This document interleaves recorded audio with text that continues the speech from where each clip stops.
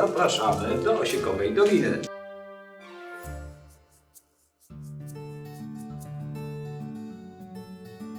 A skąd to się wzięło? Osika rośnie bardzo szybko. W ciągu 10 lat z małej rośliny osiąga niebywały wzrost nawet do 15 metrów. Jest jednym z najszybciej rosnących drzew w lesie. To drzewo niezwykłe, od zawsze występujące w pobliżu naszych domów, owiane wieloma mitami i legendami z dużą ilością pozytywnej energii. Można spotkać ją zarówno w lasach liściastych, jak i mieszanych. Czy wiecie, że osika żyje nawet 100 lat? Osika ma też drugie imię. To pola drżąca, gdyż jej listki nawet przy niewielkim wietrzyku drżą i śpiewają osikowe nuty. Występują różne formy osiki, różniące się wielkością i kształtem liści, a także barwą kory. Od wiosny do jesieni jej liście zmieniają kolor od soczystej zieleni do odcieni brązu, żółci i czerwieni. Zdobią i ocieplają wizerunek każdej okolicy. Aspen. Jest to niezwykły las. Las, w którym rosną tylko same drzewa osikowe, a jest ich ponad 40 000 sztuk. Ten wyjątkowy las jest jednym organizmem, to znaczy wszystkie drzewa są połączone ze sobą w jeden system korzeniowy. Jedna osika nadaje życie kolejnym. Uczeni zakładają, że jest to jeden z najstarszych żywych organizmów na naszej planecie. Jego wiek szacuje się na 1 000 000 lat. To nie koniec ciekawostek o tym niezwykłym osikowym lesie. Jest to prawdopodobnie jeden z największych żywych organizmów na Ziemi. Waży 6 milionów kilogramów. Tyle, co 600 wież Eiffla. Pando, bo tak nazywa się ten przepiękny las, został wpisany na listę 40 cudów Ameryki Północnej. Można go podziwiać w stanie Utah w USA.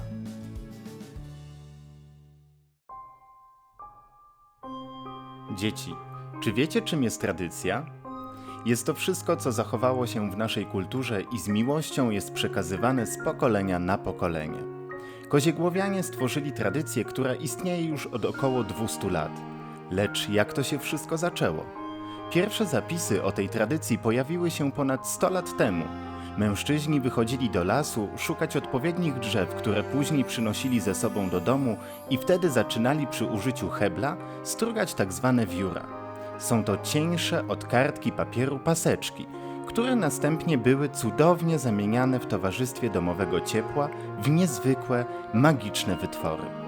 Początkowo z tych paseczków, wiórków, zaczęto tworzyć rzeczy do codziennego użytku, takie jak popularne maty za łóżko, dywany czy też kapelusze, które naturalnie były idealną osłoną przed upalnym, letnim słońcem. Później powstawały ozdoby, na przykład były to różnorodne kwiaty, bogate w piękne kolory, zachwycały i cieszyły oczy. A wiecie może jak to się robi? Najpierw kawałek drewna należy oczyścić, wtedy staje się tak zwanym balikiem, z którego za pomocą specjalnych narzędzi, hebli oraz wszelkiego rodzaju noży do cięcia drewna wystrugiwane są różnej długości i szerokości wióry. Posłuchajcie, wióry nazywamy inaczej łykami. Bardzo ważne jest, by ostrze od hebla było odpowiednio naostrzone. W przeciwnym wypadku łyko będzie postrzępione i niemożliwe będzie dalsze jego użycie. Następnie takie wiórka za pomocą zgrabnych dłoni przeistaczane są w kolorowe cudeńka. Można by to porównać do używania specjalnej magii, która na nowo nadaje życie drewnianym fragmentom. Zapamiętajcie! Rekord Guinnessa to ciężkie do powtórzenia osiągnięcia człowieka, które zapisuje się w specjalnej księdze słynnej na całej Ziemi. W Koziegłowach w 2006 roku stworzono największy na świecie słomkowy kapelusz. Gospodarze Osikowej Doliny przez 4 dni tworzyli to niezwykłe dzieło. Na początku drwal musiał ściąć osikę. Następnie fachowcy mogli wystrugać z niej długie wióry, tak zwane łyka. Później wióry były specjalnie formowane i zszywane w całość. Wyobrażacie sobie? W Koziegłowach powstał największy na świecie kapelusz, sięgający 2,6 metra wysokości, o średnicy ponad 6,5 metra i obwodzie ronda prawie 22 metrów. Czy wiesz, że topola drżąca ma swoją tradycję w historii, ponieważ wytwarzano z niej husarskie kopie służące do obrony. Tak olbrzymia osika używana jest do wytwarzania małych, cieniutkich zapałek używanych na co dzień w domu. Natomiast z pączków topoli do dzisiaj wytwarzany jest podstawowy składnik leków – aspiryna, która pomaga nabrać odporności. Dendrologia to dział nauki zajmujący się drzewami. Naukowcy wykazali, że osika dodaje energii, wzmacnia odporność i wydłuża życie. SRO. SRO, you have a range clear launch. And CDR. CDR and entire crew is go. Czy wiecie, że osika ma coś wspólnego z Marsem? Wybierzmy się na tę odległą planetę. Naukowcy i inżynierzy twierdzą, że nowa konstrukcja inspirowana liśćmi osikowymi może pomóc w zapewnieniu awaryjnego wsparcia dla przyszłych misji na Marsa. Drżące liście osiki to jeden z prostych ruchów, ale bardzo ważnych z punktu widzenia nauki. Drgania listków są źródłem energii i jednocześnie pełnią funkcję chłodzenia. Okazuje się, że liście osiki drżą znacznie już przy słabym wietrze, głównie dzięki płaskiemu kształtowi ich ogonków. Najważniejsze w całym projekcie jest to, że do wytwarzania energii nie jest potrzebne żadne inne urządzenie, a jedynie prosta budowa listka osiki.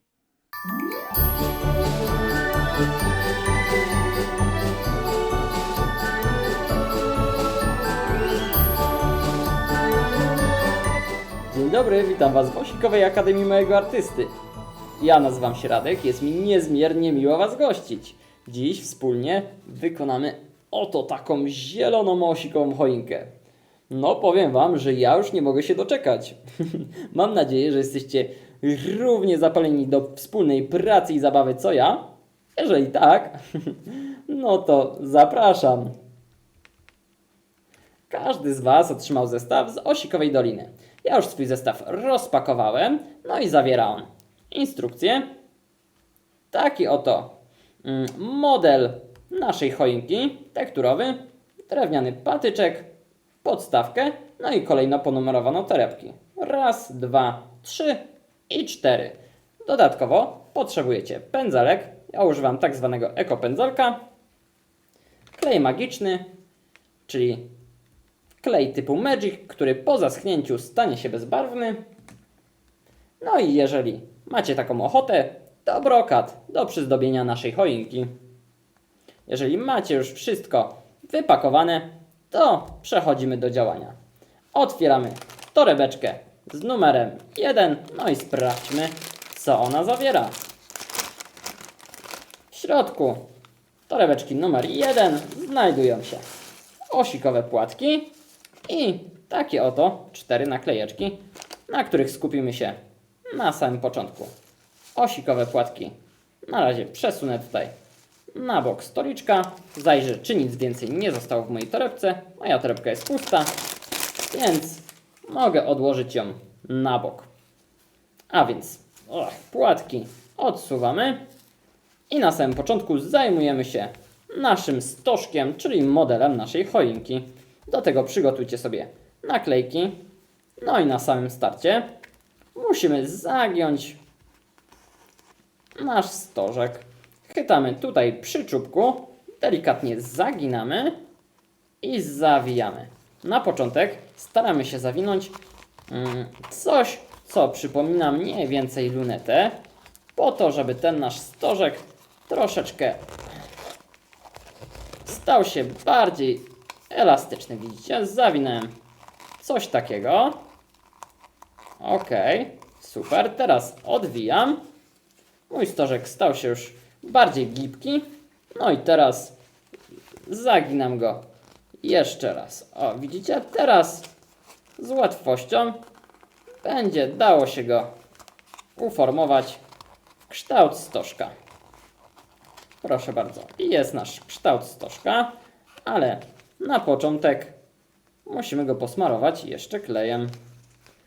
A więc, kiedy wiem, że mój stożek z dosyć dużą łatwością uda mi się zagiąć, to smaruję brzeg klejem. Mój brzeg jest już posmarowany klejem, a teraz zawijam stożek.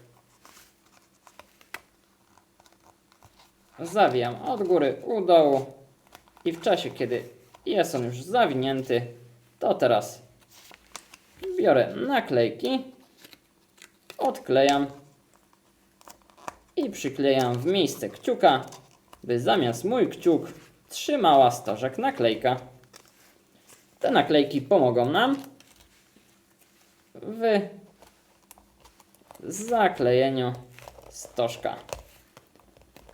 O, kolejna naklejka nieco wyżej. Następne tak samo. I u samego szczytu czwarta. I w taki sposób uformowaliśmy nasz stożek. Papierek po naklejkach możemy wyrzucić do kosza. I w czasie, kiedy mamy już nasz stożek z punktu pierwszego uformowany właśnie mniej więcej w taki sposób, to przechodzimy do kroku drugiego, czyli umieszczenia naszego patyczka i naszej choineczki na podstawce. Ja smaruję delikatnie patyczek, tak żeby stożek mógł się do niego przykleić cienką warstwą kleju, tak żeby nie była zbyt gruba, ponieważ wtedy mój stożek szybciej przyklei się do patyczka. Drugą stronę umieszczam w podstawce.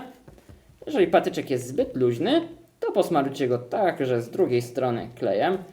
Mój trzyma się naprawdę dobrze, a ja umieszczam mój stożek na patyczku i nieco go dociskam.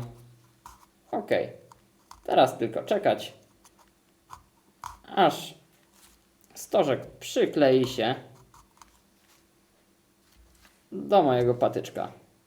Tu jeszcze troszeczkę go podsmaruję u samego szczytu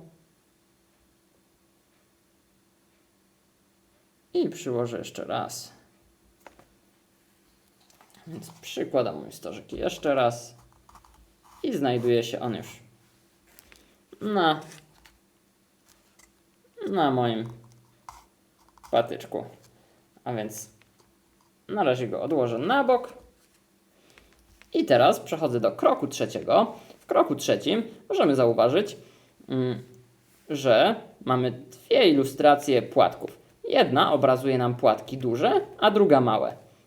Ma nam to pomóc w odróżnieniu, które płatki w danym momencie przyklejamy. My na samym początku będziemy korzystać z dużych płatków, a dopiero w późniejszych krokach przejdziemy do płatków małych. W pierwszym kroku przykleimy 18 płatków w pierwszej warstwie dookoła naszej choinki. A teraz zapoznajcie się z naszymi osikowymi płatkami. Dotknijcie. Czujecie, jakie są cienkie? Są cienkie niczym kartka papieru. Można je powąchać. Czujecie? Tak pachnie drzewo osiki. I to, na co warto jeszcze zwrócić uwagę, to to, że płatek ma dwie strony, tak jak dwie strony monety. Jest strona wklęsła, czyli taka, która jest wygięta do środka, i strona wypukła, czyli ta, która odstaje. Możemy to porównać do łyżeczki, czyli mamy stronę wklęsłą, czyli stronę, którą nabieramy jedzenie naszą łyżeczkę, no i stronę wypukłą, czyli tą, która odstaje. Jeżeli ta forma do Was nie przemawia, to możecie położyć jeden płatek jedną stroną na stoliczku i drugi w drugi sposób. Pierwszy płatek uformował mniej więcej się w kształt łódeczki, a drugi w kształt tunelu. I w ten sposób jest nam łatwo odróżnić dwie strony naszych osikowych płatków. My będziemy przyklejać nasze płatki, tak jak tutaj na tej choineczce, mniej więcej w taki sposób, żeby płatki odstawały, czyli stroną tą wypukłą. Będę smarował mniej więcej płatek, tak jak jest to pokazane na instrukcji, do połowy klejem, a następnie przyklejał go tak, żeby odstawał. Więc tutaj tą choineczkę mogę odstawić.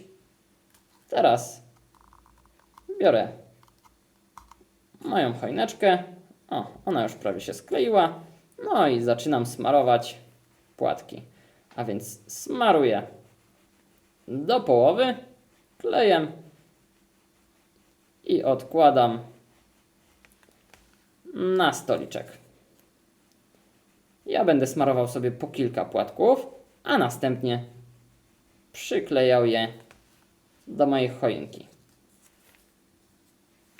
W pierwszym punkcie, czy przy pierwsze okrążenie dużymi płatkami, pierwsze igiełki składają się z 18 płatków. A więc na samym początku posmaruję sobie 9 płatków, ponieważ w ten sposób będzie mi łatwiej kontrolować, ile płatków przyklejam. A więc posmaruję, w pierwszym rzędzie mam 4 płatki, w drugim ułożę ich 5. Wtedy dokładnie będę wiedział, ile płatków mam na stoliczku.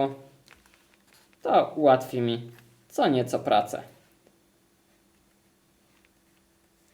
A więc nakładam dosyć cienką warstwę kleju na moje płatki, tak by wtedy, żeby one szybko wyschnęły. Ponieważ zbyt duża ilość kleju może spowodować to, że po prostu będziecie musieli długo czekać, aż wasze płatki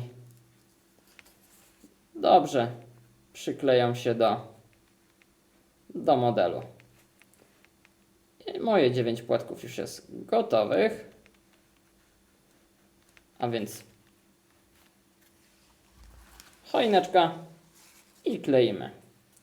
Więc zaczynam u dołu choinki, tak żeby płatki odstawały. A więc przyklejam pierwsze 9. Kleję jeden obok drugiego. Mniej więcej w taki sposób, że te płatki na siebie nachodzą. Niezbyt przesadnie, ale tak, że stykają się one swoimi końcówkami.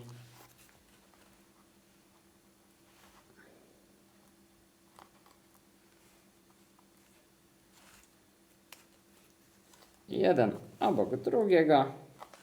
Obracam choineczkę. I ważne jest to, żeby ostre końce były zwrócone w dół naszej choinki.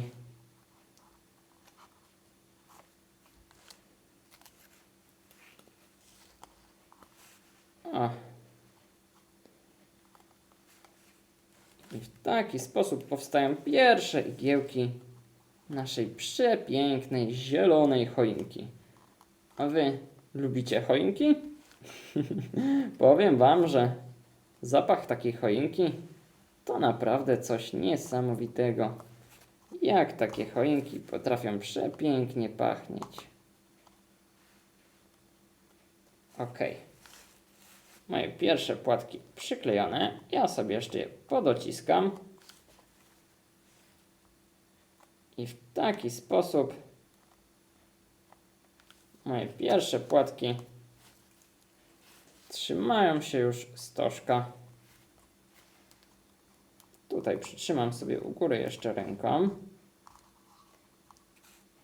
ponieważ mój stożek jeszcze się do końca nie skleił z patyczkiem. Trzeba chwilkę odczekać, ale to nic nie szkodzi. My już w tym czasie możemy kleić kolejne płatki. Teraz smaruję kolejne 9, co w sumie da mi 18 płatków. A w tym czasie możemy porozmawiać co nieco na temat świętego Mikołaja, no i świąt Bożego Narodzenia, ponieważ z tym jest związana nasza zielona, przepiękna choinka, którą dzisiaj tworzymy. Powiem wam, że ja bardzo lubię ten czas Bożego Narodzenia, ponieważ jest to okres, w którym można spędzić czas ze swoją rodziną. Można troszeczkę odpocząć od pracy, od szkoły. No i przede wszystkim jest to czas prezentów. I tu teraz pytanie, czy lubicie dostawać prezenty, czy bardziej lubicie dawać prezenty? Bo powiem wam, że dawanie prezentów też potrafi naprawdę dobrze człowieka nastroić.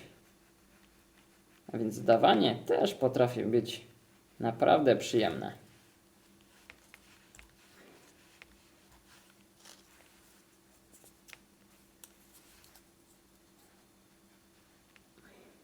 Brakuje mi jeszcze 3 płatków z tego co widzę, ponieważ u góry ułożyłem sobie 4 i u dołu kładę 5. Smaruję cienką warstwą kleju, co pozwoli mi na to, że te płatki po prostu szybciej będą przyklejać się do mojej choinki. Choinka bliżej mnie i kleję teraz z drugiej strony. Więc jeden płatek obok drugiego na tej samej wysokości. I otaczamy choineczkę. Ważne jest to, żeby przykleić mniej więcej prosto pierwszy rząd, ponieważ to właśnie ten pierwszy rząd będzie nam wytyczał kierunek przyklejania kolejnych płatków. Ale to, jak będziemy przyklejać kolejny rząd, dowiecie się za chwileczkę. O. I coraz bliżej tego, by moje płatki doszły do siebie. I proszę bardzo. I zatoczyłem w taki oto sposób koło igieł. Teraz jeszcze podociskać z każdej strony, tak żeby płatki się trzymały.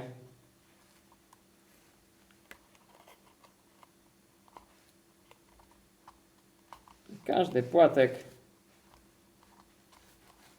bardzo ładnie się przykleił. Ja zajrzę teraz, czy moje płatki są wyklejone prosto. Ok, uważam, że są przyklejone prosto. I teraz mogę zacząć wyklejać kolejny rząd. A więc kolejny poziom.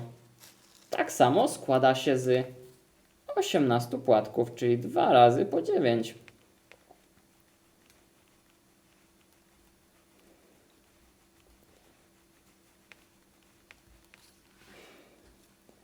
Powiem Wam, że ta choinka mogłaby być idealnym prezentem dla kogoś bliskiego. Ewentualnie może wylądować na Waszym biurku lub w Waszym pokoju i nadać świątecznego klimatu. A może jak postawicie tą choinkę w swoim domu, to może znajdziecie pod nią jakieś prezenty? Nie wiem, czy wiecie, ale święty Mikołaj nie wszędzie na świecie jest nazywany świętym Mikołajem. W niektórych zakątkach świata święty Mikołaj nosi całkowicie inne imię. Tak jak na przykład w Rosji. W Rosji dzieci wołają na świętego Mikołaja Dziadek Mróz. I ten nasz Dziadek Mróz właśnie roznosi prezenty wszystkim dzieciom, które znajdują się, które tam mieszkają. No i to, o czym warto jeszcze wspomnieć, to to, że Dziadek Mróz ma całkowicie inne ubranie niż Mikołaj. A więc Dziadek Mróz nie jest ubrany cały na czerwono. Święty Mikołaj, zależnie od tego, do jakiego państwa podróżuje, to zakłada różnego koloru stroje, ponieważ w różnych krajach jest znany z tego, że jego strój co nieco się różni. Ok, ja już mam moje 9 płatków, więc mogę wziąć moją choineczkę i zacząć wyklejać kolejne płatki. Umieszczam mniej więcej na takiej wysokości, żeby moje płatki wchodziły pomiędzy te przestrzenie, tutaj widzicie, tutaj między te przestrzenie tych płatków, a więc są one nieco wysoko. Spójrzcie też na obrazek pod numerkiem 4 i widzicie, w jaki sposób są ułożone tutaj płatki. Ja układam moje płatki w ten sam sposób. Czyli staram się je umieścić tak, żeby znajdowały się pomiędzy płatkami przyklejonymi w pierwszej linii i jednocześnie umieszczam je dosyć wysoko.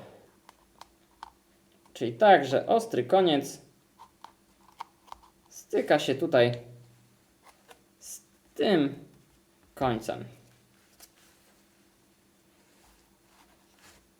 A więc do dzieła.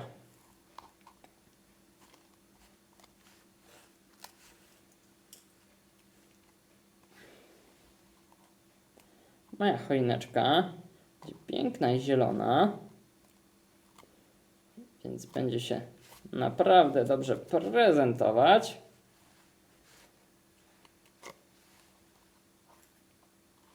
Jeżeli będę dalej w taki sposób przyklejał płatki, to będę mógł się cieszyć piękną, zieloną choinką. Oj, tutaj rozerwałem przez przypadek płatek, dlatego odłożę go po prostu na bok i posmaruję jeszcze jeden.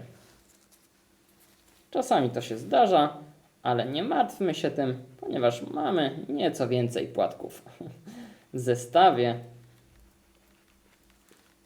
więc jeden płatek może zostać tutaj odłożony.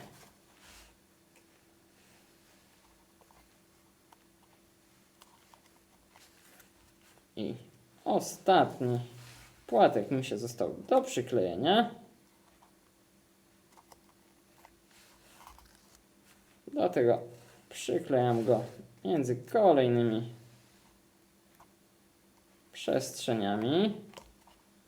Tutaj jeszcze przytrzymam płatki, które przykleiłem przed chwilą, tak żeby upewnić się, że przykleją się ładnie i prosto. Podociskam je moją wierzchnią stroną ręki, a dokładniej palca, ponieważ mój palec nie jest brudny w kleju, więc nic mi się tu nie będzie przyklejać do paluszka. A wszystko przyklei się do mojej choineczki. O, moją choineczkę odstawiam na bok i smaruję kolejne płatki. A więc kolejne 9. Powiem Wam też, że Święty Mikołaj, zależnie od tego, do jakiego kraju podróżuje, wybiera różne środki transportu. Czasami jest to droga powietrzna, czyli za pomocą swoich sań i reniferów, ale są też kraje, do których Święty Mikołaj przyjeżdża nieco inaczej. Na przykład Holandia. Do Holandii Święty Mikołaj przypływa na statku, a więc drogą morską.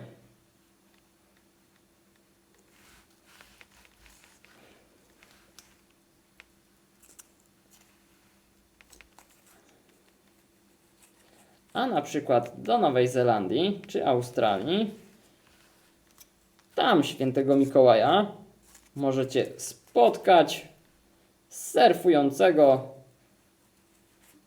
na fali na desce surfingowej. A dlaczego święty Mikołaj tam surfuje na desce? No to dowiecie się za chwilkę. Na razie skupimy się na przyklejeniu kolejnych płatków.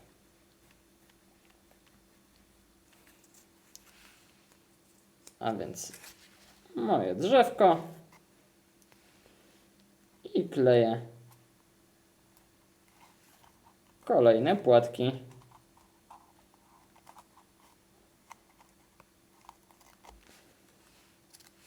Kolejne płateczki przyklejone.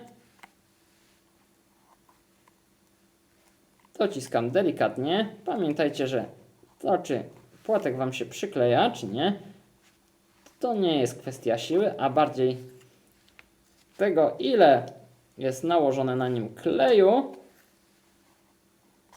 i jak długo przytrzymacie go, by przykleił się całkowicie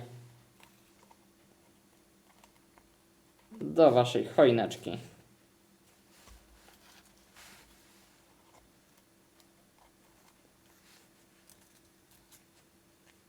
Kleję mu jeden płatek za drugim na równej linii, tak żeby wszystkie płatki znajdowały się na tej samej wysokości. I ostatni. Pamiętajcie też, że nawet jeżeli przykleicie za nisko, to możecie jeszcze co nieco Wasze płatki poprzesuwać. Ja właśnie teraz to zrobię i poprzesuwam nieco moje płatki, żeby znajdowały się nieco wyżej i podociskam je. Tak, żeby trzymały się mojej choineczki. O, tutaj na całym obwodzie. I trzymają się mojej choineczki.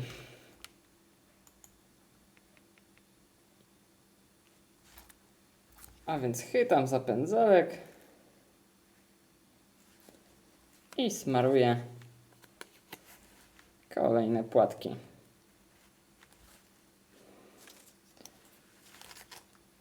To już trzeci. Ostatni rząd, w którym będziemy kleić po 18 płatków.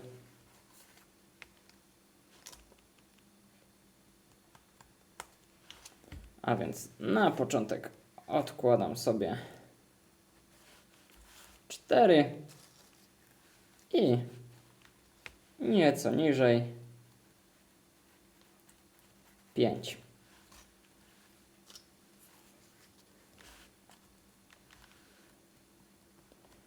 U nas w Polsce czas Bożego Narodzenia to taki czas zawsze magiczny i mocno rodzinny, ponieważ w tym czasie bardzo często widujemy się ze swoją rodziną, przyjaciółmi i znajomymi, z którymi jemy wspólnie kolację wigilijną.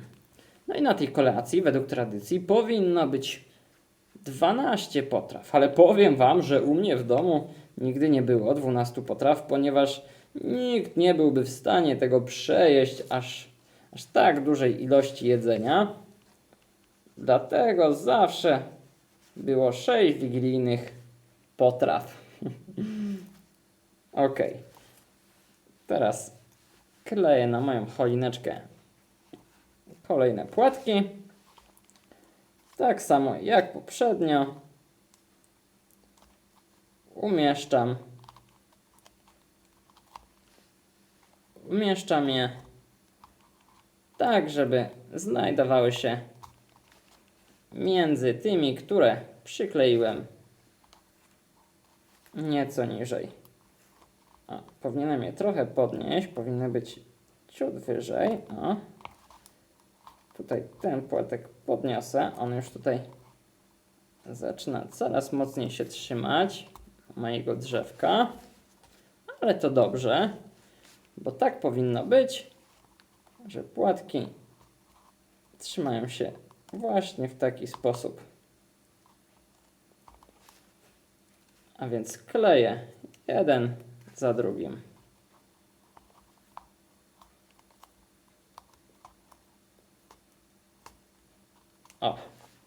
Kolejny płatek dociskam i przytrzymuję przez chwileczkę. Tutaj widzę, że jakiś mi się przekręcił poniżej, ale to nic. Już tak go zostawimy. Będzie taki nieco krzywy. Tutaj podociskam moje płatki. W czasie, kiedy będą właśnie ładnie przyciśnięte, będą fajnie trzymać się mojego drzewka.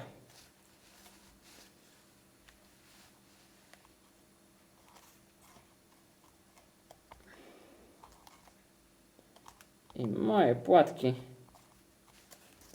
9 płatków przyklejonych.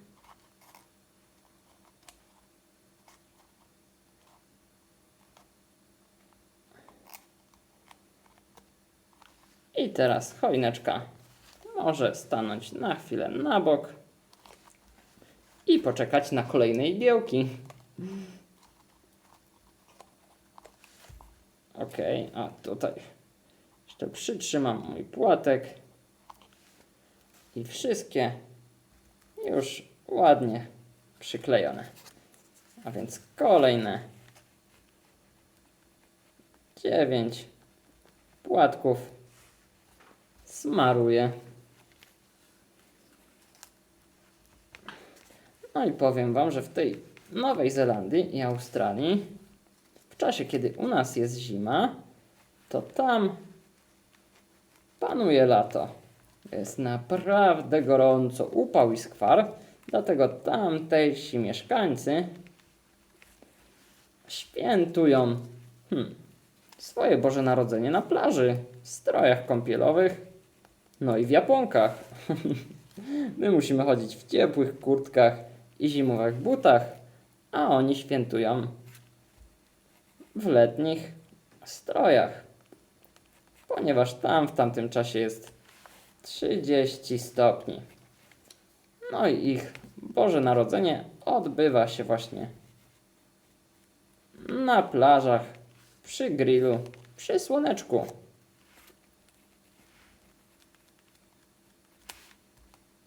Ok.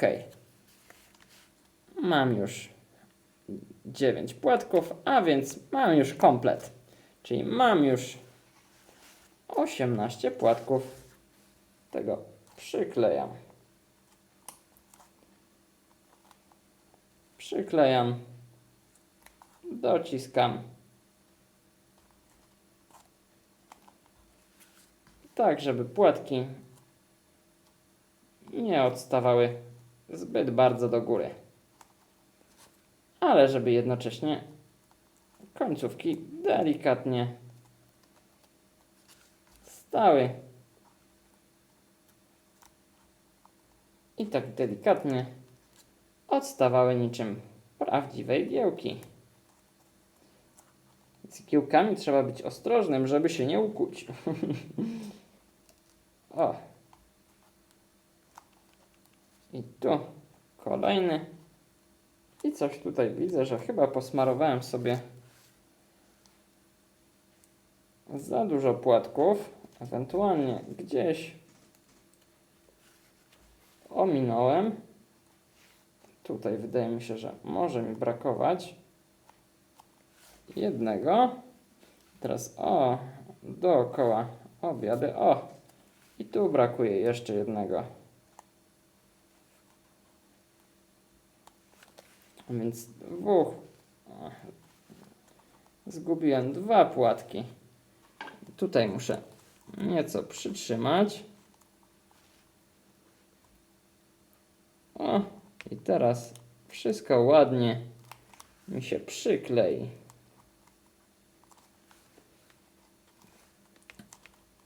I elegancko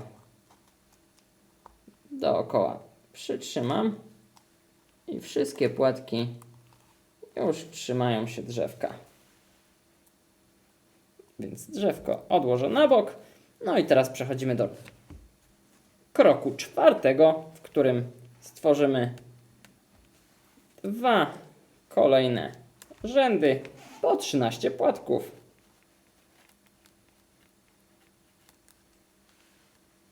A więc smaruję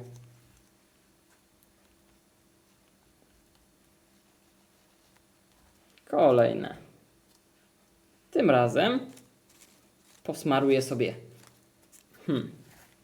6 i 7.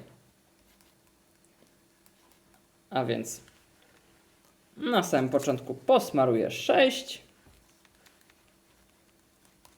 O, czyli 2 rzędy. W jednym 3 i w drugim tak samo 3.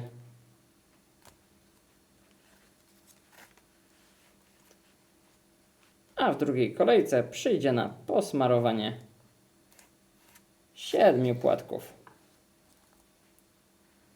Więc kleimy.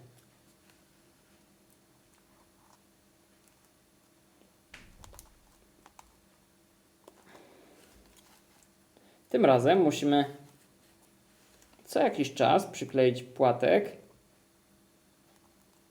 co 2 kolejne, czyli w 3 pierwszych rzędach przyklejaliśmy co drugi, a teraz czasami musimy przesunąć nieco dalej płatek, ponieważ przyklejamy o parę płatków mniej.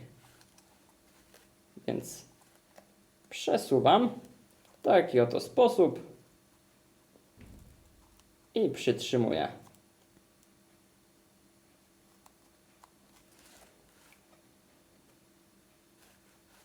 A więc co jakiś czas po prostu nieco przesuwam. O, tak żeby płatek był nieco dalej.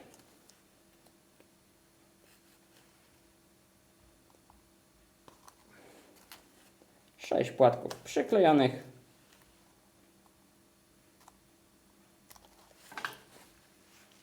Teraz troszeczkę przytrzymam.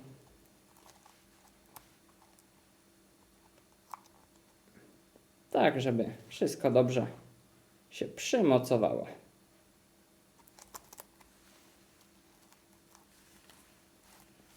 O, choineczka na bok.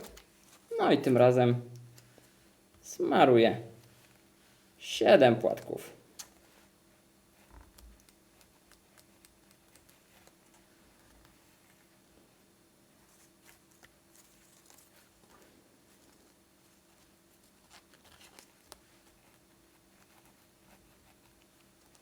Więc 3 z samego przodu, potem kolejne 3.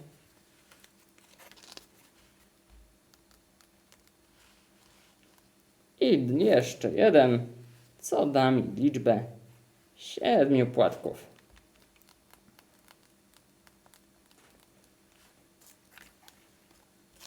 A więc w taki sposób mam 7 płatków. Więc oglądam moją choinkę i rozglądam się, w którym miejscu powinienem umieścić moje płatki. Tutaj troszeczkę powinny być nieco ciaśniej uciśnięte. O, przytrzymam.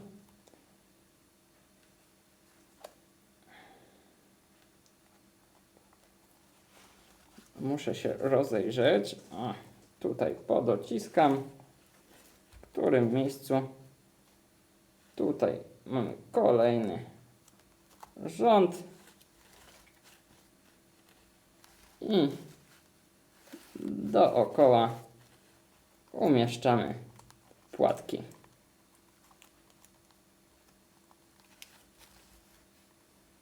I w taki oto sposób ukończyliśmy 4. rząd. Tutaj podociskam, tak żeby wszystko ładnie się trzymało. Choineczka ląduje na bok.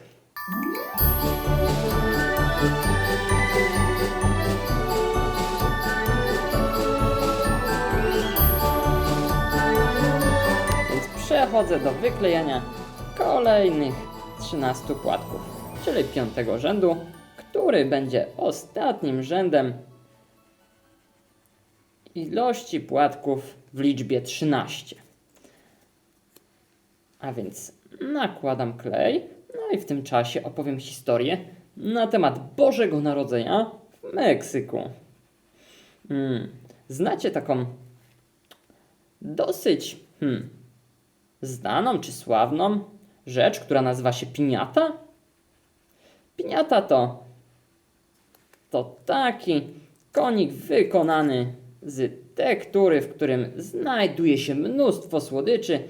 No i właśnie w trakcie takich różnych świąt, jak Boże Narodzenie w Meksyku, ta piñata właśnie się pojawia. No i zadaniem dzieci jest to, żeby tą piñatę zniszczyć, a z niej wtedy wysypią się cukierki. Ale żeby zadanie nie było zbyt łatwe, no to takie dziecko ma zasłonięte oczy. No i w trakcie właśnie Bożego Narodzenia tworzona jest piñata, która ma 7 rogów.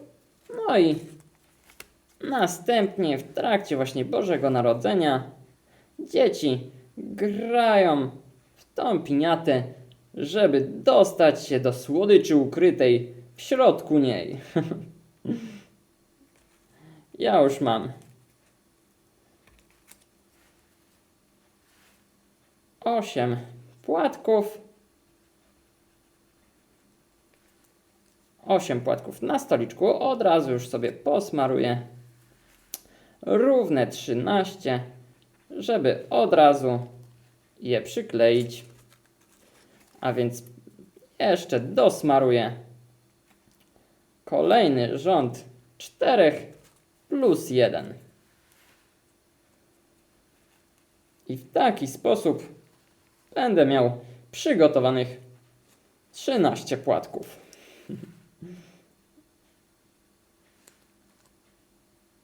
Wybiorę ładny płateczek. O. I przechodzę do wyklejenia 5. rzędu. Choineczkę ustawię tutaj z boku i przyklejam tak, jak robiłem to przy poprzednich rzędach.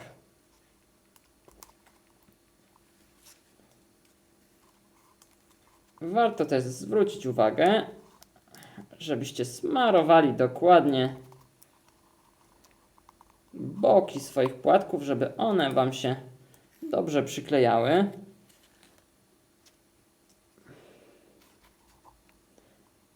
I wtedy będzie Wam łatwiej pracować. Ja będę przykładał płatki, no i przytrzymywał je przez około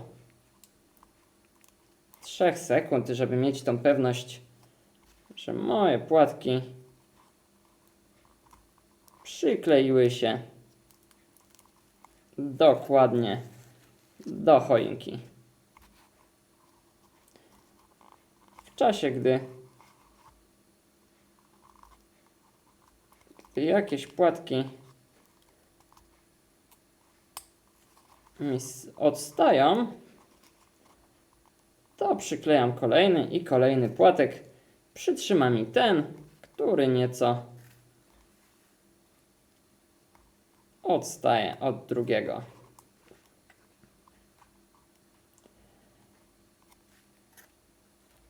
takie dokładne, może nie dokładne, a takie schematyczne przyklejenie płatków jest dosyć istotne z tego powodu, że wtedy łatwiej będzie nam przymocować bombki do naszej choineczki.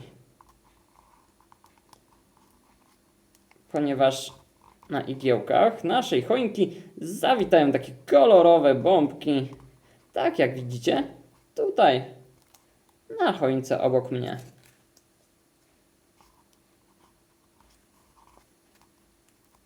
O, już prawie zatoczyłem okrąg dookoła choineczki. Jeszcze tylko 2 płatki.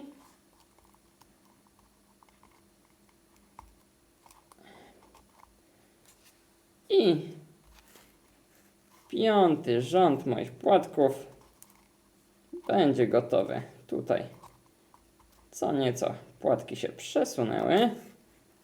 I teraz jeszcze jeden. I ostatni płatek zawitał na moją choinkę. Oj, tu już widzicie, posmarowałem zbyt dużo płatków i on już tu zdążył troszeczkę sobie wyschnąć, ale w ten sposób szybciej się przyklei, ale nie do końca chciał się trzymać tak, jakbym go chciał przykleić. Teraz chycę sobie paluszkami te płatki, które nieco odstają. Przytrzymam przez krótką chwilkę i przejdę do wyklejania kolejnych płatków. Tutaj jeszcze podsmaruję bok końcówką mojego patyczka i przytrzymam. Troszeczkę też podsunę te płatki nieco wyżej, tak żeby utworzyły jedną linię z tymi płatkami obok. O! I voilà.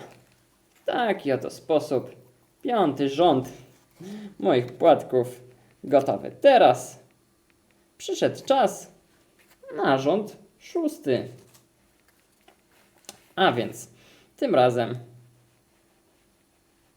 posmaruję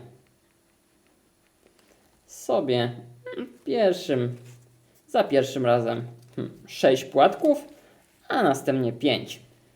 Tak prawdopodobnie jak wiecie z matematyki, 6 plus 5 da nam liczbę 11.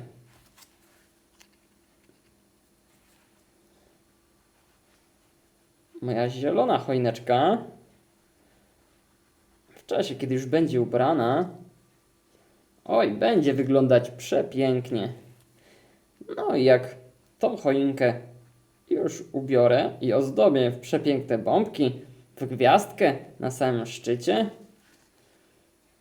i w serpentynę, no to chyba już nie będę musiał ubierać choinki w domu, ponieważ ta choinka już będzie pięknie reprezentować czas Bożego Narodzenia.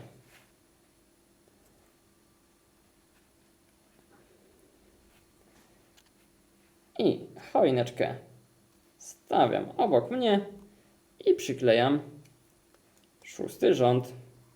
Tutaj mam o parę płatków mniej, a więc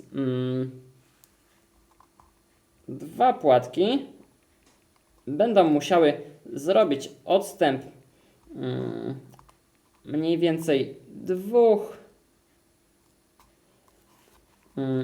płatków, bo zazwyczaj kleimy płatki w przerwach co kolejny płatek, a w tym przypadku będziemy musieli przeskoczyć o 2 płatki dalej, tak żeby wyrównać nasz rząd. I teraz tutaj Troszeczkę przesunę płatek o 2, a więc ominął on jeden tutaj, jedno wgłębienie. No i przyklejam kolejne. Już w takim trybie normalnym, czyli oddalonym o jedną taką przerwę między płatkami. W czasie, kiedy posmaruję kolejne 5, to tam jeden właśnie z płatków zrobi taką większą przerwę 2. Ten przytrzymam i ten jeden przykleję. I tutaj teraz chwileczkę sobie przytrzymam te płatki, które już przykleiłem, żeby upewnić się, że będą się dobrze trzymać. Bo tak jak już zapewne Wam mówiłem i powtarzałem, klej Magic jest klejem wolno schnącym, więc trzeba chwileczkę przytrzymać, no i poczekać, aż klej dobrze zwiąże z powierzchnią, do której kleimy dany element. No i teraz mój mamy 5 kolejnych płatków, które wyląduje na choince. Oj, wzięło mi się tutaj o, jeden płatek więcej, więc nie muszę sięgać drugi raz ręką, więc tutaj położę 3 i z przodu położę sobie 2 płatki, a więc w sumie będę miał 5, więc 5 płatków przygotowanych, które mogą wylądować na choinkę. Więc tak jak mówiłem, przeskakuję przy tych płatkach o jeden dalej, czyli tutaj mam jedną przerwę, zostawiam i przyklejam płatek tak, żeby był pomiędzy kolejną a kolejny kleję już w zwykły sposób.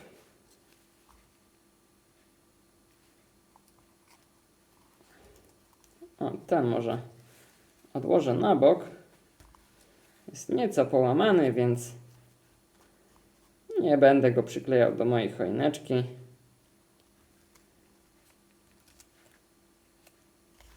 Przykleję po prostu inny płatek. U Was też, jeżeli zdarzy się jakiś płatek złamany, albo złamiecie przez przypadek płatek w dłoni, to po prostu odłóżcie go na bok i weźcie kolejny.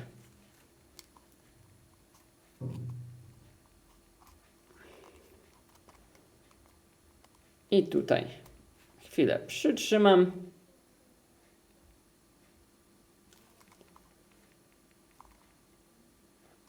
I 6. rząd gotowy. Te płatki mogę zgarnąć tutaj na kubeczkę. No i teraz przechodzimy do kroku 6, w którym otwieramy torebkę numer 2. Więc sprawdźmy, co skrywa torebka numer 2. I wysypuję. A torebka numer 2 skrywa oto takie zielone płatki, tylko że o wiele mniejsze. O, możecie przyłożyć jeden do drugiego i zobaczyć, o ile mniejsze są. Widzicie? Proszę. Mniej więcej o połowę. I tymi płatkami wykończymy już naszą choineczkę. Tutaj jeszcze docisnę moje płatki, żeby dobrze się skleiły. Paczuszkę z numerem 2 odkładam na bok, bo w czasie, tak jak tutaj przy tych większych płatkach, mam odłożoną torebeczkę numer 1, do której mogę schować moje płatki i wykonać z nich coś innego. Coś, na co mam ochotę, no i coś, co wymyślę za pomocą własnej głowy. Ale to te na razie płatki zostawiam w spokoju i przechodzimy do małych.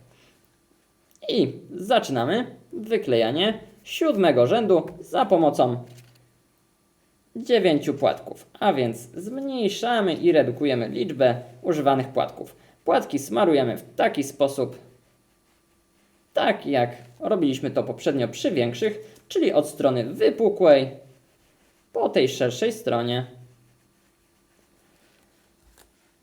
A więc 9 płatków. Ja posmaruję sobie od razu cały komplet i ułożę je w 3 rzędach po 3. Co da mi właśnie liczbę 9, ponieważ 3 razy 3 to 9.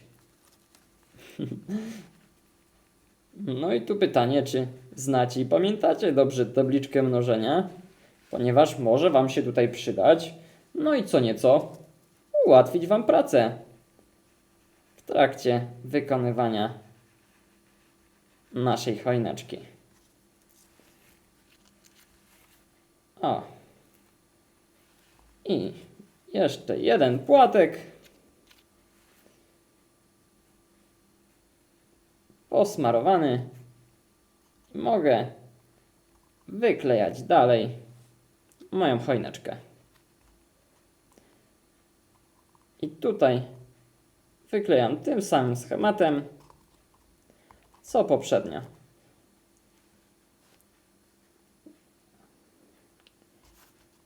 Wyklejamy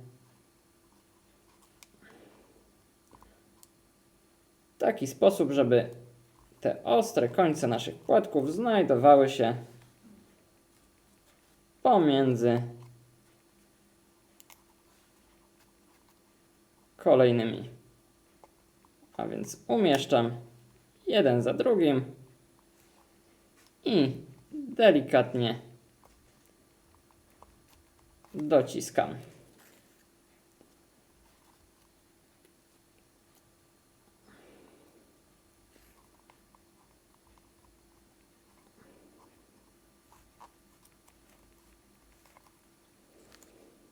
No, powiem Wam, że już jesteśmy prawie u samego szczytu choinki.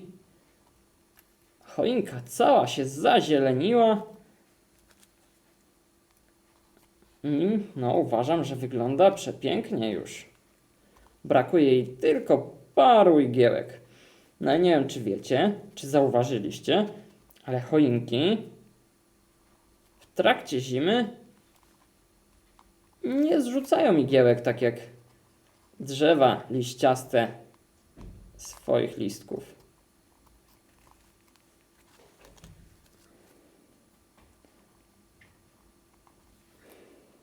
Drzewa iglaste przez cały rok są zielone. I tutaj ostatni. I ostatnia igiełka. Teraz jedynie ją przytrzymać.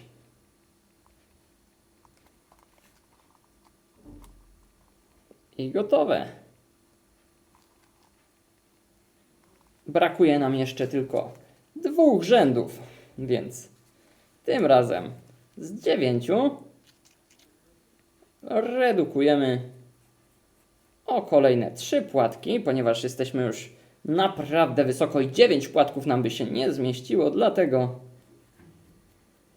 smaruję jedynie 6, tak jak jest to pokazane na tej ilustracji. A więc 2 razy po 3. Już 3 posmarowane, a na samym końcu jedynie 4 płatki.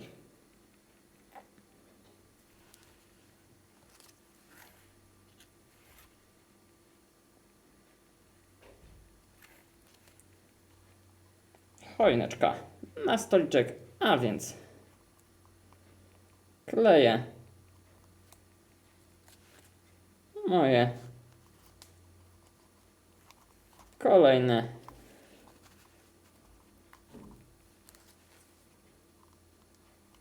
6 płatków,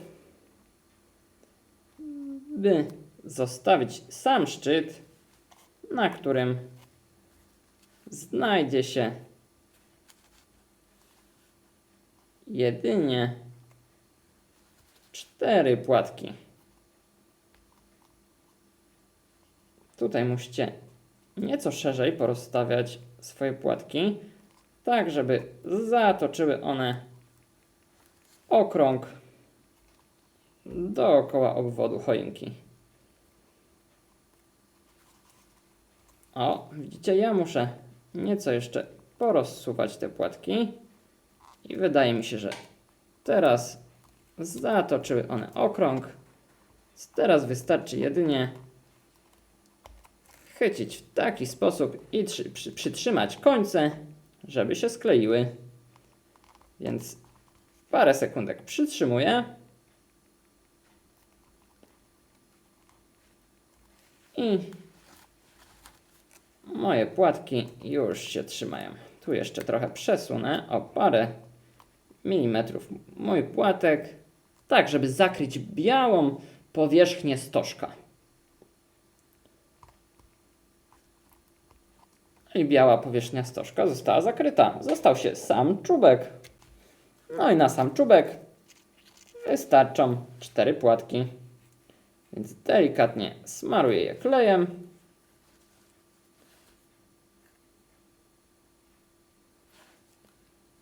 Ułożę sobie 2 rzędy po 2, ponieważ w ten sposób łatwiej będzie mi policzyć, że płatków jest 4. I proszę bardzo, 4 ostatnie płatki na szczyt choinki. Te płatki powinniśmy posmarować całe. Więc wywrócił mi się niczym kromka do góry masłem. Tutaj jeszcze dosmaruję, ponieważ tutaj czubek choinki będzie cały obklejony tymi płatkami. A więc przyklejam cały płatek do czubka choinki, tak żeby te płatki otuliły tą naszą choinkę. Na początek z jednej strony, teraz z naprzeciwka przykleję kolejny płatek. Podosuwam, obrócę swoją choinkę i teraz przykleję kolejny. Obrócę choineczkę i tu przykleję jeszcze jeden.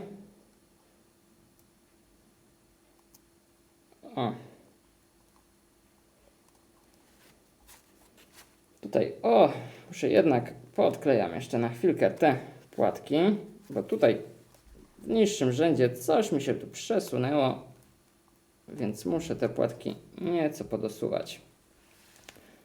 Więc posmaruję je jeszcze raz i przykleję.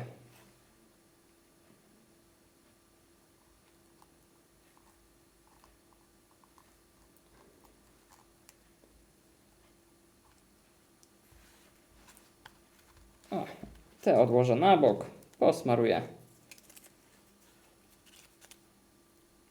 2 kolejne.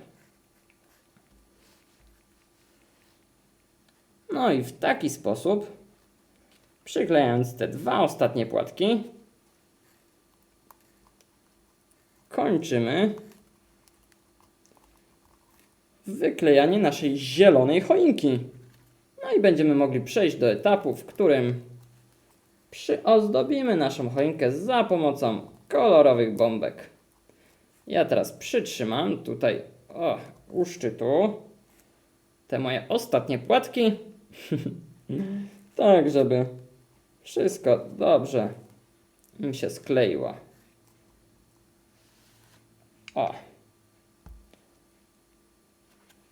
I w taki sposób zakończyliśmy klejenie naszej choinki. Choinka stała się piękna i zielona, tak jak widać.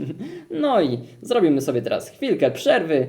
No a po przerwie przejdziemy do ozdabiania naszej choinki kolorowymi bombkami. Więc widzimy się za chwilę.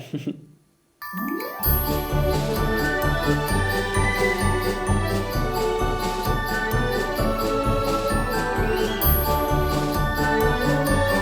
wracamy po krótkiej przerwie, no i przechodzimy teraz do dekorowania naszej przepięknej choinki, więc chwytamy za torebeczkę oznaczoną numerem 3, no i otwieramy ją. Otwieram moją torebeczkę, no i sprawdzam jej zawartość, wysypując ją na dłoń. Widzicie? Są to oto takie małe, złote i srebrne bombki. Delikatnie i powolutku wysypię je sobie na moją podkładkę, tak żeby nie pouciekały. I o, proszę bardzo, mam już wszystkie. Torebeczkę mogę odłożyć na bok. Choineczkę kładę przed sobą, biorę pędzarek w dłoń, nabieram kleju i będę stawiał, o, zobaczcie, i będę stawiał po prostu kropeczki kleju w miejscach, na których będę chciał umieścić moje bombki. Proszę bardzo, będzie to co drugi płatek.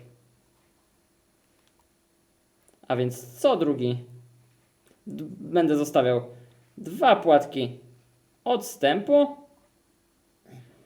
i w te miejsca będę umieszczał moje bombki. A więc po prostu nakładam klej,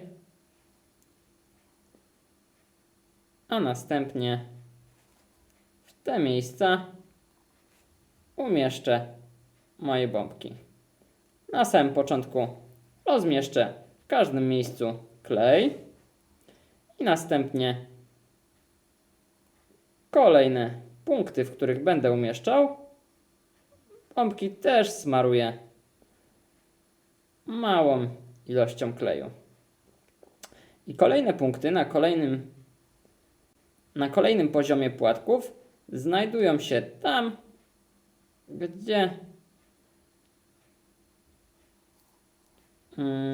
w tych miejscach, w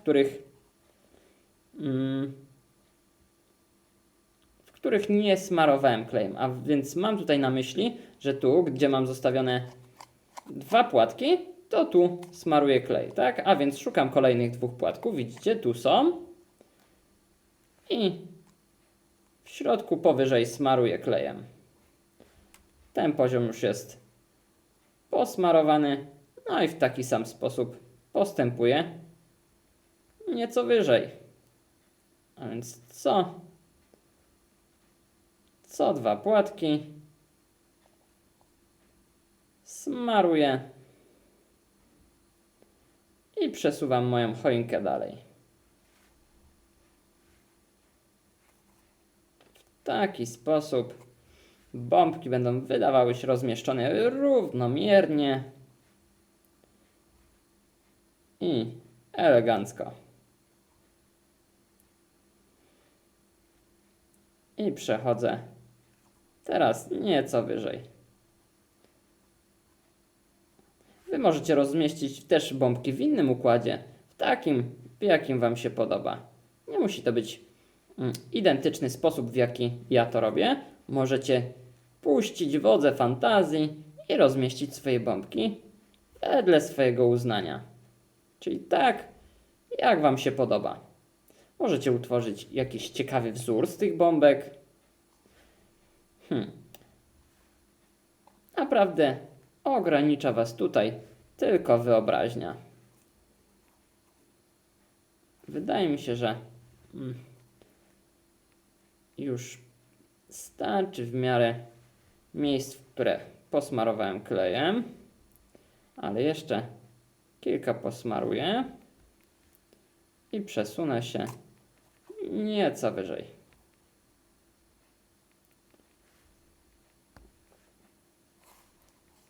Jestem już prawie u samego szczytu. Tutaj u samego szczytu umieszczę 2 bombki z jednej strony i 2 bombki z drugiej. A więc miejsca, w których będę umieszczał bombki, już się znajdują i ja umieszczę bombki mniej więcej tak, jak jest to pokazane na wzorze, a więc umieszczę srebrną, złotą, a więc rozpoczynam umieszczanie moich bombek, a więc obracam choineczkę dookoła i na moich kropkach z kleju umieszczam bombeczki.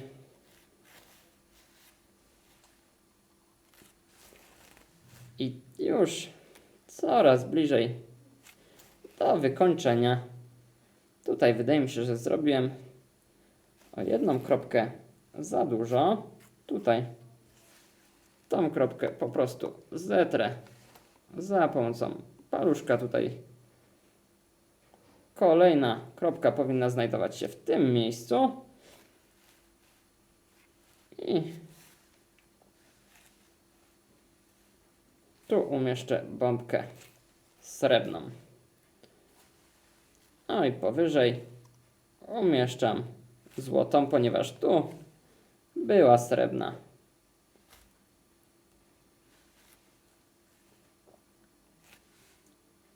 I w taki sposób ubieram moją choinkę.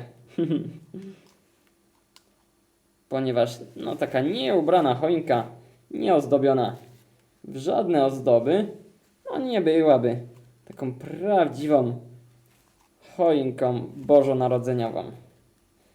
Ponieważ każda choinka bożonarodzeniowa ma kilka ozdób w postaci bombek, światełek, no i przeróżnych świątecznych łańcuchów. No i nasze choinki również będą miały właśnie takie ozdoby.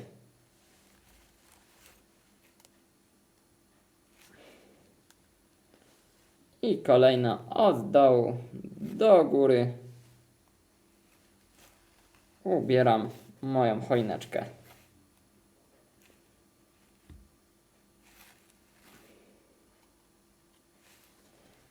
W czasie, kiedy ubierzemy naszą choinkę, to następnie stworzymy gwiazdkę, która znajdzie się na szczycie naszej choinki. Wykorzystajmy wszystkie bombki, które mamy do przyzdobienia choinki.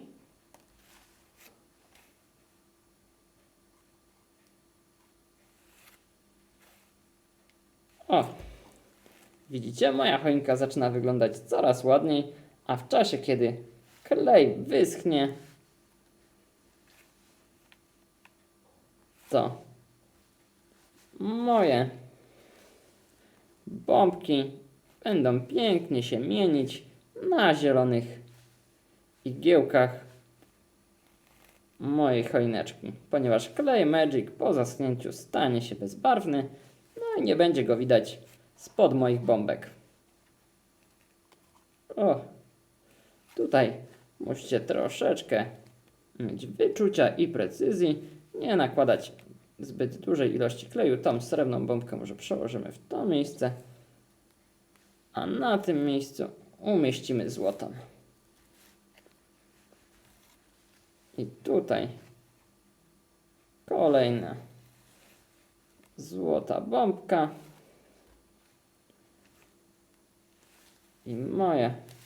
Zostały mi się jeszcze 3 bombeczki. Więc idealna ilość na sam szczyt mojej choinki. A więc umieszczam ostatnie bombki. O, złotą z drugiej strony. No i ostatnią srebrną w tym miejscu. Choineczkę powolutku odkładam tutaj na bok, ponieważ teraz na stoliczek biorę torebkę numer 4. A więc tak jak jest to pokazane w punkcie 9, czyli naszym kroku 9, otwieram torebeczkę. Torebeczkę 4 i tu po otwarciu torebeczki musicie być ostrożni, ponieważ tutaj znajduje się szpileczka, na której zamocujemy na samym szczycie. O, właśnie tutaj naszą gwiazdkę. A więc zawartość torebeczki czwartej rozkładam na stoliczek, w której znajduje się serpentyna. Dwie części, z której złożę gwiazdkę. Proszę bardzo, i szpileczka. Tutaj tekturkę i moją paczuszkę mogę odłożyć na bok. A więc teraz stwórzmy naszą gwiazdkę, więc na samym początku zrobię przymiarkę, w jaki sposób będę sklejał moją gwiazdkę. Tak, żeby skleić ją równo i prosto. Widzicie? W taki sposób będzie najlepiej. A więc jedną część smaruję klejem, tylko nie zbyt dużą ilością, ponieważ jak nałożycie zbyt dużo, to będziecie mieli problem z sklejeniem, ponieważ duża ilość kleju dosyć długo będzie schła, więc nakładam w miarę cienką ilość kleju. Wtedy szybciej i łatwiej sklei się moja gwiazdka. Oj, spadła mi. Jak jedna gwiazdka jest już posmarowana. Kładę ją na stoliczku, biorę szpileczkę i ostry koniec będzie skierowany w dół, a główkę szpilki wkleję w gwiazdkę. A więc przyklejam jedną część do drugiej i przytrzymuję za moje 4 rogi gwiazdy. I w taki sposób czekam, aż ona się sklei. Ja ją tutaj podniosę. Tutaj musicie troszeczkę poczekać, trochę cierpliwości, ponieważ mała chwilka musi minąć, zanim nasza gwiazdka dobrze się sklei. Na samym początku przytrzymam ją z takie 15 do 30 sekund, tak żeby ona się już przyczepiła.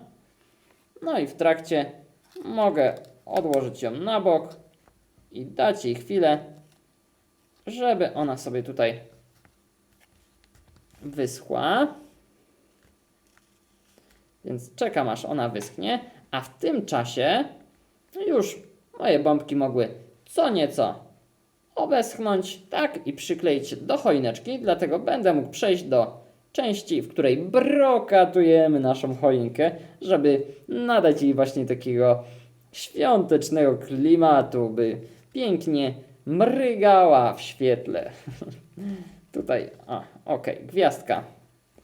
Teraz tutaj z boczku będzie dosychać. Choineczka na stoliczek.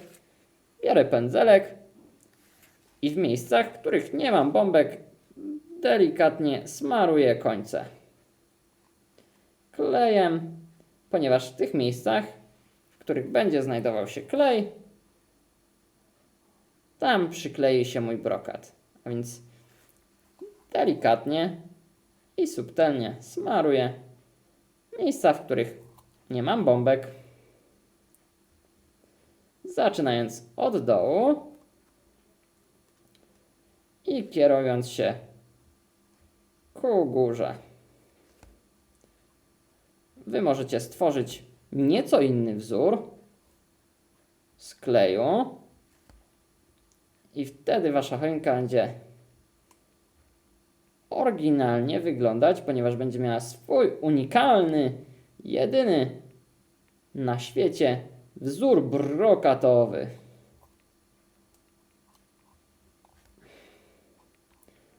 Ewentualnie możecie pobrokatować choinkę w taki sam sposób, jak ja Wam tutaj prezentuję. A więc delikatnie, jedynie same ostre zakończenia choinki pobrokatuję. Tutaj jeszcze parę płatków się zostało.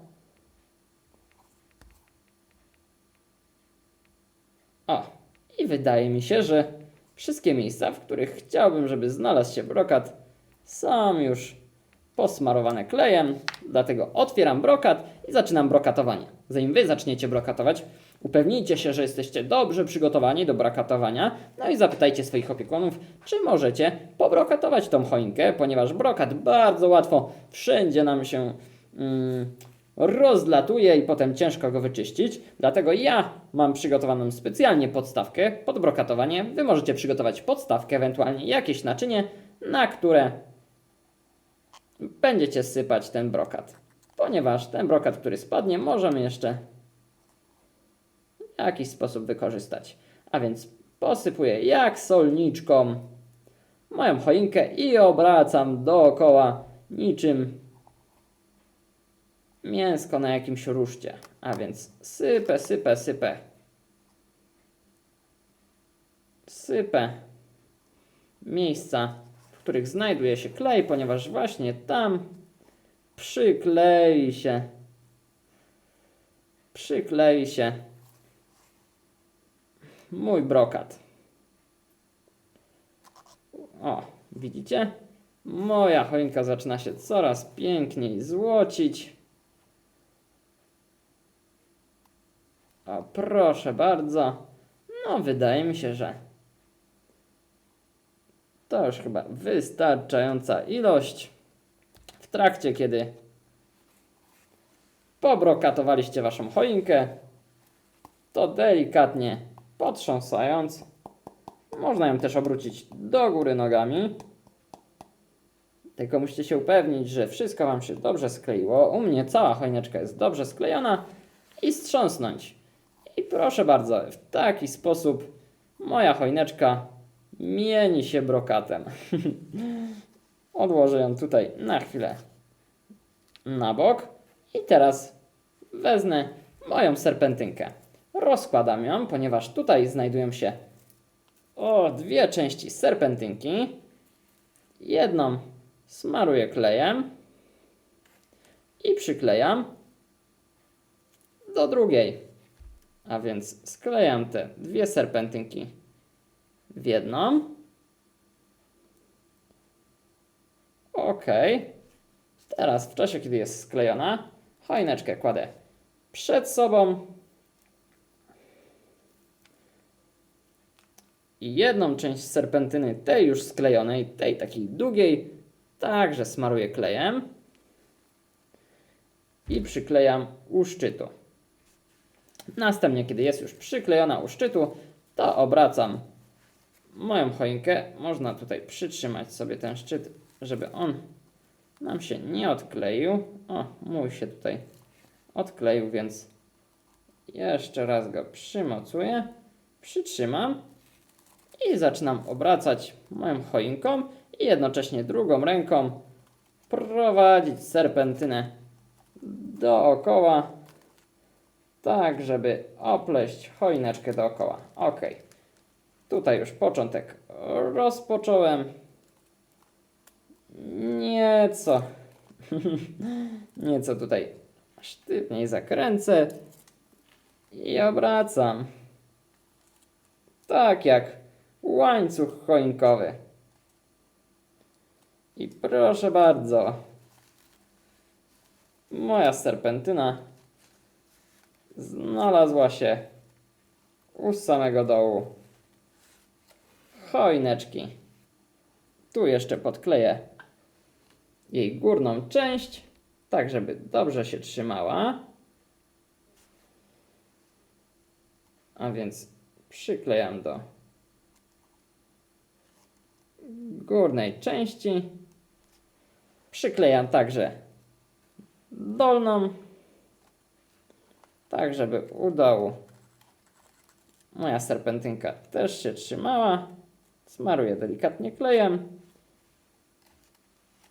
i przyklejam do płatka.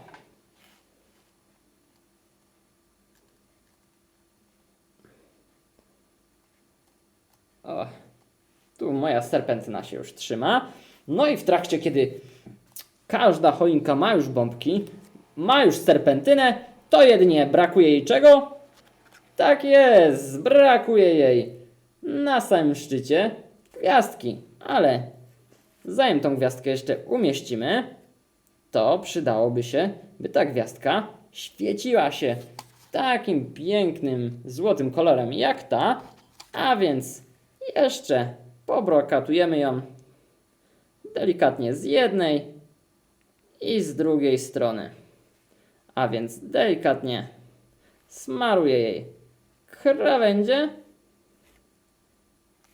z jednej i z drugiej strony. Więc delikatnie smaruję jedną, obracam na drugą stronę. Teraz smaruję drugą krawędź, by następnie pobrokatować tą naszą małą gwiazdkę.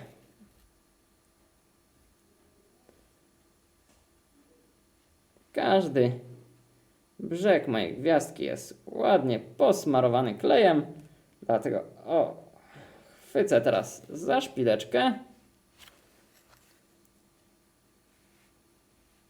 przełożę z ręki do ręki, tutaj jeszcze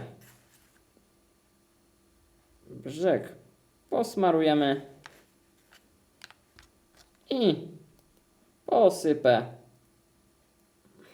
całą gwiazdkę brokatem, strząsnę teraz druga strona i w czasie, kiedy obydwie strony posypałem, strząsam nadmiar brokatu, pozbywam się brokatu ze środka.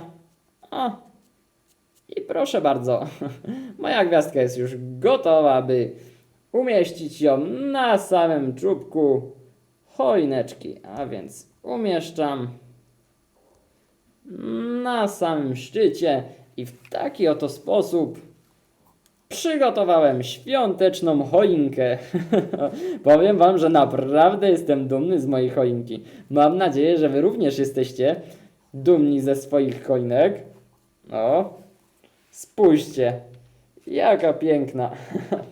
W taki sposób prezentuje się moja choineczka z jednej, z drugiej strony. Ja jestem naprawdę zadowolony z tego, jak moja choineczka się prezentuje, bo prezentuje się naprawdę ładnie. Mam nadzieję, że jesteście zadowoleni ze swoich prac, ponieważ ja jestem bardzo zadowolony. No i z okazji ubierania wspólnie tej przepięknej choinki chciałem wam życzyć wszystkiego najlepszego właśnie z okazji świąt Bożego Narodzenia. Dużo ciepła i takiej świątecznej, rodzinnej atmosfery. Mam nadzieję, że bawiliście się wyśmienicie, bo ja tak. Życzę wam miłego dnia, wesołych świąt i trzymajcie się. Pa, pa!